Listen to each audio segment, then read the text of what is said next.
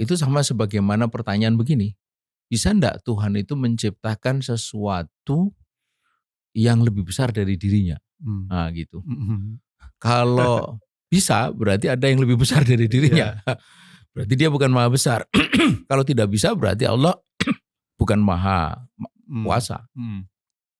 Itu berarti pertanyaan sudah menyangkut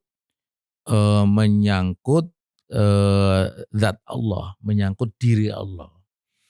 Nah, itu pertanyaan yang kalau kita mengkaji akidah itu pertanyaan yang sudah sampai pada batas di mana Allah sendiri sudah mengatakan laisa kamitslihi syai'un. Mmm. Nah gitu. Itu batasnya.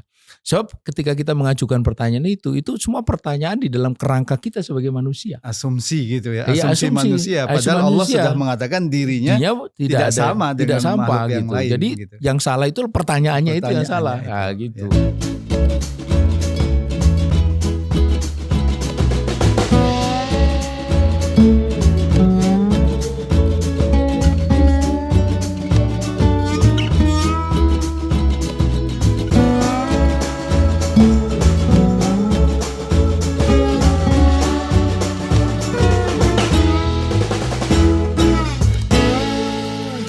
Bismillahirrahmanirrahim. Assalamualaikum warahmatullahi wabarakatuh. Pemirsa yang dirahmati Allah Subhanahu wa taala, kembali kita bertemu dalam program Focus to the Point.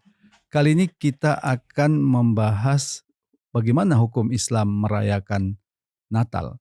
Untuk itu kita akan berdialog tentang hal ini dengan Ustadz Ismail Husanto. Assalamualaikum Ustadz. Waalaikumsalam warahmatullahi. Dalam fatwa Komisi Fatwa MUI tahun 1981, Ustadz, Iya. tepatnya tanggal 7 Maret, di sana disebutkan begini, memutuskan, menfatwakan pertama, perayaan Natal di Indonesia meskipun tujuannya merayakan dan menghormati Nabi Isa alaihissalam, akan tetapi Natal itu tidak dapat dipisahkan dari soal-soal yang diterangkan di atas. Kedua, mengikuti upacara Natal bersama bagi umat Islam hukumnya haram. Ketiga, agar umat Islam tidak terjerumus kepada syubhat dan larangan Allah Subhanahu wa taala, dianjurkan untuk tidak mengikuti kegiatan-kegiatan Natal. Mungkin Ustadz Ismail bisa menjelaskannya, apa ya kira-kira yang melatar belakangi munculnya fatwa tentang haramnya Natal bersama bagi umat Islam. Iya, baik. Bismillahirrahmanirrahim. Assalamualaikum warahmatullahi wabarakatuh. Waalaikumsalam. Alhamdulillah, assalatu wassalamu ala rasulillah wa ala alihi wa ashabihi wa man tabi'ahum ila yaumil qiyamah wa ba'd. Yang pertama dan utama, kita semua sudah memahami dan meyakini bahwa keimanan kita kepada Allah itu adalah keimanan menyangkut eh, wujud dan sifat Allah yang sebagaimana disebut dalam surat Al-Ikhlas itu, Allahu Ahad, Allahu Samad, lam yalid walam yulad. Jadi Allah itu satu, satunya satu. Allah tempat bergantung segala sesuatu, karenanya itu Allah tidak membutuhkan apapun dari makhluknya, dan lam yalid walam yulad, tidak beranak dan tidak diperanakan. Artinya dia tidak mempunyai anak atau dia bukanlah anak dari sesuatu. Nah ini penting sekali karena ini menyangkut tauhid. Ini adalah akar dari keimanan kita kepada Allah Subhanahu wa taala, akar dari akidah kita. Nah, fatwa itu dibuat untuk menegaskan posisi umat Islam terhadap perayaan Natal gitu. Menegaskan dan melindungi, tentu saja melindungi umat dari melindungi akidah umat, karena akidah ini adalah kalau kita bicara tentang barang atau milik, itu milik yang paling berharga. Bahwa Natal bersama itu tidak bisa dilepaskan dari, atau perayaan Natal itu tidak bisa dilepaskan dari keyakinan mereka. Keyakinan mereka akan, nah ini yang penting untuk kita mesti perhatikan pesan Natal bersama PGI dan KWI tahun 2019 itu. Dari sini kita bisa memahami substansi dari Natal itu. Dikatakan di dalam perayaan ini dengan penuh sukacita kita merayakan pesta kelahiran Tuhan kita, Yesus Kristus Raja Damai. Tuh. Jadi dalam keyakinan mereka atau dalam pemahaman mereka, Natal itu memang merayakan kelahiran Tuhan. Gitu. Karena itu kita tentu tak selayaknya menafsirkan sendiri bahwa Natal itu adalah begini yang jauh dari pengertian yang tadi disebut. Misalnya katakanlah bahwa ini kan merayakan kelahiran Nabi Isa misalnya gitu. Padahal Padahal dalam pernyataan resmi ini KWI dan PGI itu kan berarti sudah gabungan dari Kristen Katolik dan Kristen Protestan. Disebutkan jelas di sini adalah kelahiran Tuhan kita gitu. Nah, kalau mereka meyakini atau memahami Natal itu seperti itu kan jelas bertentangan dengan tadi lam yalid walam yulad. Gitu. Karena itulah maka fatwa MUI ini benar, dan karena itu penting untuk terus disampaikan ke tengah umat sampai kapanpun ya ini hari. Terlebih ada kecenderungan orang itu melakukan semacam pengaburan gitu terhadap substansi dari Natal itu, seolah-olah ini hanya perayaan biasa gitu, tidak ada unsur keyakinan di dalamnya. Dalam fatwa MUI ini juga Mm-mm. memang disebutkan seperti itu, Ustadz, ya. Bahwa barang siapa yang berkeyakinan bahwa Tuhan itu lebih dari satu, Tuhan itu mempunyai anak, Isa Ya, Al-Masih itu anaknya, maka orang itu kafir dan musyrik. Nah, ya, ini berdasarkan surah Al-Maidah ayat 72 ya. Laqad ya. kafarul ladzina qalu innallaha huwal masih Masih ibnu Maryam. ya, Eh, Bagaimana Ustadz Ismail melihat bahwa dalam masalah ini ya, menjadikan Isa Al-Masih itu sebagai anak Tuhan, itu masalah yang prinsip dalam keimanan. iya. Prinsip eh, karena begitu kita bicara tentang bahwa Tuhan itu punya anak, maka dia bukanlah sesuatu yang unik. Itu padahal Allah sendiri kan mengatakan bahwa Allah itu laisa kamitslihi syai'un. Dia itu tidak ada sesuatu apapun yang menyerupainya. Makanya kemudian di ujung itu lam yalid walam yulad walam yakun lahu kufuwan ahad. Jadi tidak ada yang menyamainya, tidak ada yang menyerupainya. Kalau Tuhan itu beranak atau diperanakkan berarti ada yang menyamainya, yaitu makhluk gitu. Makanya kemudian ini soal kelahiran Nabi Isa. Ini kan persoalannya itu berawal dari kenyataan bahwa Nabi Isa itu lahir tanpa bapak gitu. Lalu dianggap ini adalah anak Tuhan. Makanya muncullah keyakinan Tuhan Bapa, Tuhan Anak, lalu Roh Kudus itu. Nah, mengenai hal ini Allah kan katakan gitu, inna mathala Isa indallahi kamathali Adam. Gitu. Sesungguhnya perumpamaan Isa di sisi Allah itu seperti perumpamaan Nabi Adam. Khalaqahu min turab, tsumma qala lahu kun fayakun. Jadi bagi Allah itu bukan sesuatu yang sulit menciptakan manusia tanpa bapak. Jangan lagi tanpa bapak ibu saja seperti Nabi Adam juga ada. Karena itu maka benar kalau ada orang yang mengatakan jika karena dia lahir tanpa bapak lalu disebut anak Tuhan, maka sebenarnya yang lebih layak disebut katakanlah ya anak Tuhan itu adalah Nabi Adam karena dia lahir bahkan tanpa ayah dan ibu gitu. Karenanya disebutkan bahwa hal itu tidak boleh dijadikan sebagai dasar untuk menyebut dia sebagai anak Tuhan. Dan itu sebenarnya juga sempat disampaikan oleh Siti Maryam ketika dikabarkan kepadanya oleh malaikat Jibril bahwa dia bakal punya anak gitu. Dia akan mengatakan walam yamsasni basar. Bagaimana aku ini bisa punya anak wong belum ada satupun laki-laki yang menggauliku.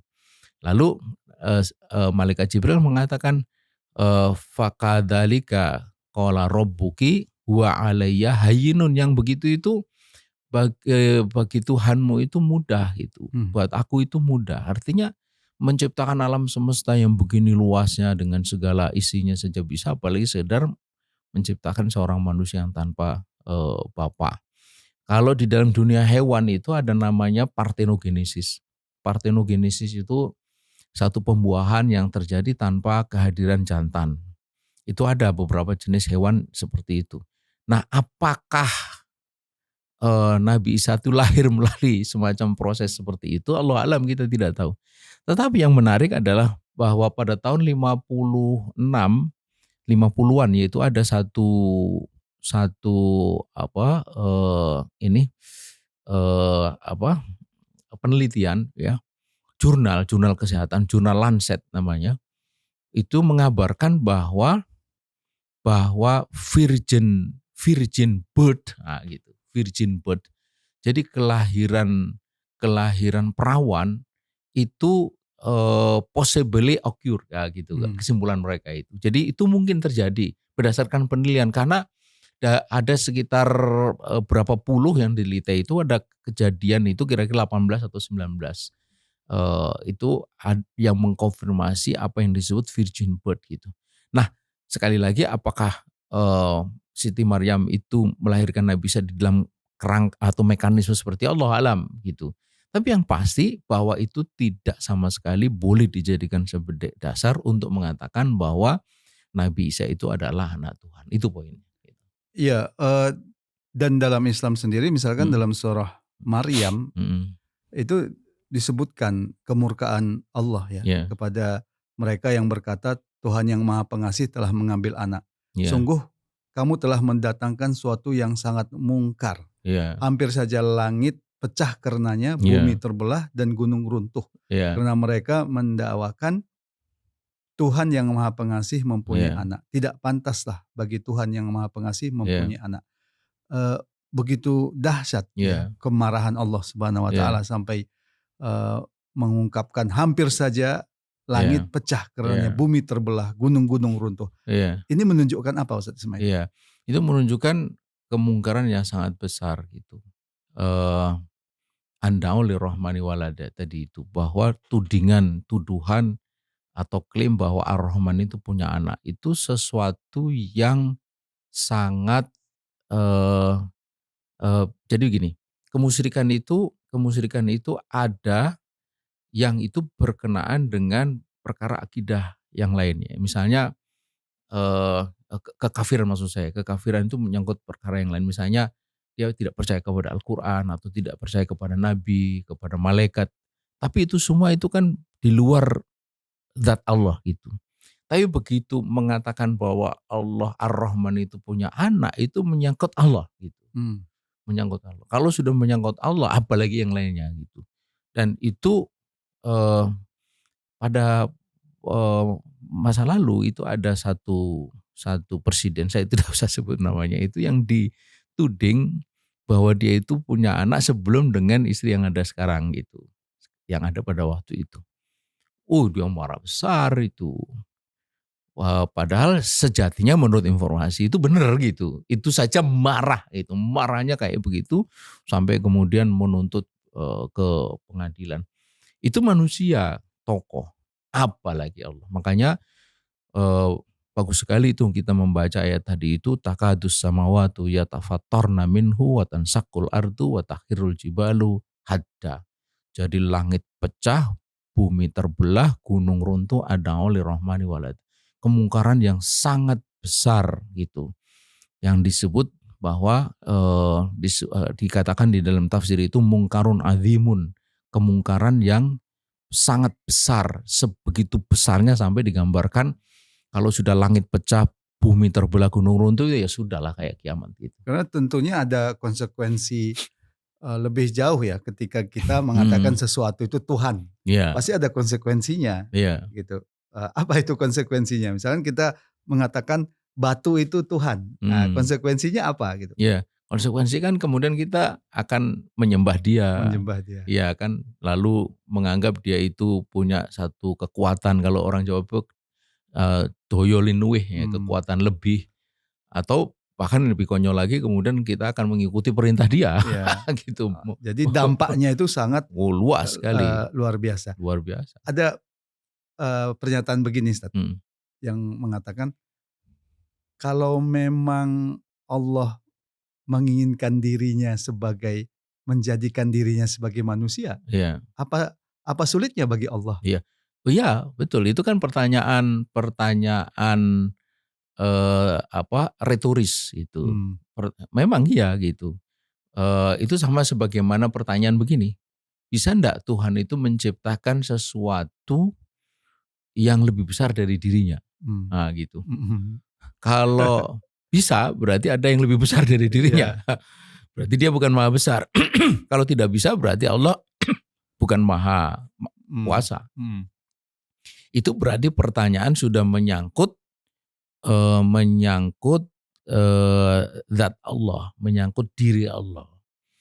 Nah, itu pertanyaan yang kalau kita mengkaji akidah itu pertanyaan yang sudah sampai pada batas di mana Allah sendiri sudah mengatakan laisa kamitslihi syai'un. Nah, gitu. Itu batasnya. Sebab ketika kita mengajukan pertanyaan itu semua pertanyaan di dalam kerangka kita sebagai manusia. Asumsi gitu ya, Iya, asumsi manusia. Padahal Allah sudah mengatakan dirinya tidak sama dengan makhluk yang gitu. lain. Jadi Gitu. yang salah itu pertanyaannya itu yang salah. Itu, Nah, ya. gitu. Seperti Gitu. mengatakan Tuhan itu ada karena ada alam. Nah, kemudian dimunculkan kalau tidak ada alam berarti Tuhan tidak ada. Padahal nyatanya alam itu ciptaan. ada. Jadi pertanyaan itu jadi tidak berguna. Sama gitu. dengan tadi. Padahal Allah Subhanahu Wa Taala sudah mengecam orang yang mengatakan Allah itu memiliki anak. Kira-kira begitu. Iya, begitu. Terima kasih Ustaz. Demikian pemirsa yang dirahmati Allah Subhanahu Wa Taala, perbincangan kita tentang fatwa MUI haramnya merayakan Natal bagi umat Islam tentunya. Semoga bermanfaat. Assalamualaikum warahmatullahi wabarakatuh. Waalaikumsalam.